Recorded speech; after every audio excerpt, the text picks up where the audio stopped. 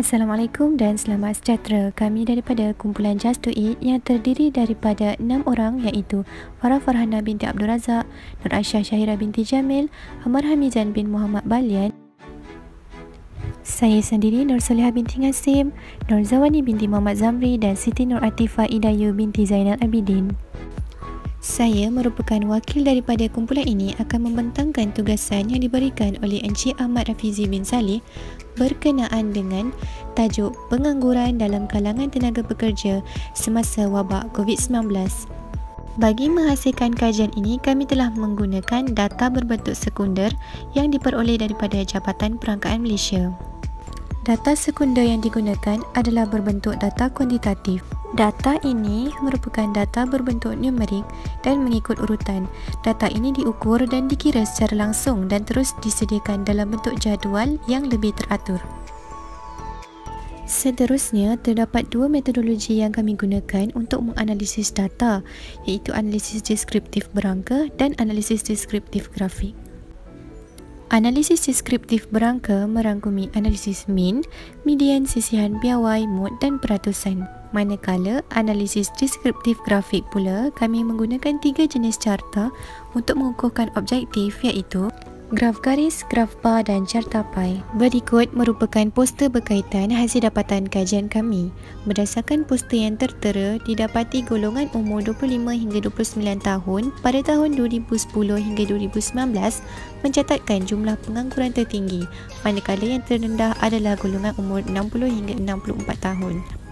Seterusnya, berdasarkan negeri-negeri di Malaysia, terdapat 3 negeri yang mencatatkan peratusan tertinggi iaitu Sabah, Selangor dan Johor, manakala 3 negeri yang mencatatkan pengangguran paling sedikit adalah wilayah Persekutuan Putrajaya, wilayah Persekutuan Labuan dan Perlis. Masalah pengangguran kebanyakannya dipengaruhi oleh faktor kemahiran pekerja yang tidak sepadan dengan kerja yang ditawarkan, penularan COVID-19 dan juga sektor pekerjaan yang banyak ditutup.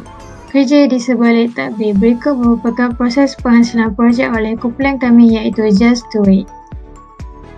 Berikut merupakan syaratan iaitu pembahagian tugasan oleh kumpulan kami daripada minggu pertama hingga minggu ke-13. Seterusnya, progress report pertama. Perjumpaan pertama yang dilakukan oleh kumpulan kami pada 10 April 2021. Perjumpaan pertama dilakukan untuk membincangkan tajuk dan tugasan yang dilakukan. Kami menggunakan platform WhatsApp. Seterusnya, progress report kedua. Perjumpaan kedua oleh kami pada 11 April 2021. Perjumpaan kedua dilakukan untuk membincangkan pemilihan ketua dan pengisian borang permarkahan. Perjumpaan dilakukan menggunakan platform WhatsApp. Progres yang ketiga. Perjumpaan ketiga oleh kami pada 25 April 2021. Perjumpaan ketiga dilakukan untuk memberi data dengan pengangguran. Kami menggunakan website Jabatan Perangkaan Malaysia dan kami menggunakan platform WhatsApp. Progres yang keempat.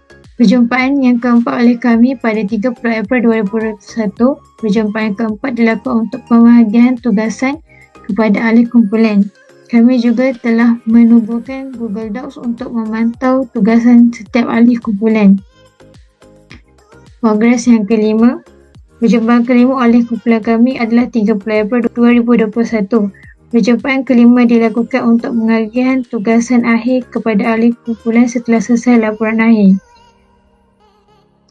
Sekian, terima kasih. Berikut merupakan poster berkaitan hasil dapatan kajian kami.